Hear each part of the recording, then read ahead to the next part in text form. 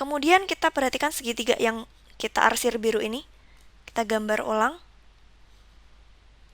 Ini theta, ini Y, ini D. Oke.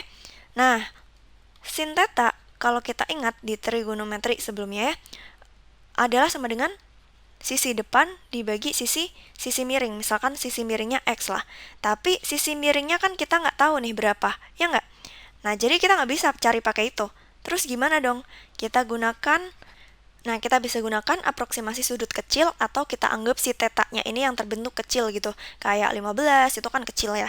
Nah, untuk sudut kecil ternyata tetanya itu bakal sama dengan atau mendekati besar sinus sudutnya tersebut dan hampir sama dengan juga dengan tangan tetanya. Nah, kalau tangan teta kan kita bisa cari. Di sini kan udah diketahui kan D-nya, tangan sudut itu sama dengan sisi depan dibagi sisi samping Y per D. Nah, dari sini berarti kita bisa tahu sin tetanya pakai aproksimasi jadi sama dengan Y per D. Gitu ya, ini sin tetanya. Nah, kemudian tadi kan si delta S-nya harus sama dengan lambda per 2. Sedangkan tadi di sini A per 2 sin theta. Ya udah berarti A per 2 sin theta harus sama dengan lambda per 2. Yang berarti menjadi A sin theta sama dengan lambda. Yang mana ini adalah lokasi dari gelap pertama. Yang ada di sampingnya pola terang pusat gitu. Nah, gimana kalau misalkan kita mau cari gelap yang selanjutnya, gelap yang kedua gitu. Nomor 2 dari bagian pusat. Nah, kita bisa bagi nih, dia jadi lebih banyak celahnya ya, jadi 4 nih. Berarti di sini ada cahaya-cahaya yang lebih banyak gitu. Nah, mereka ketemu di P2, saling menghilangkan, yaitu interferensi destruktif ya berarti. Nah, oke.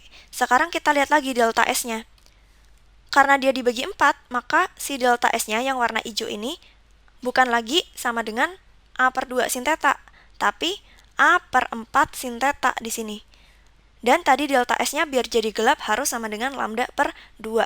Nah, dari sini kita dapatkan A sin theta sama dengan 2 lambda.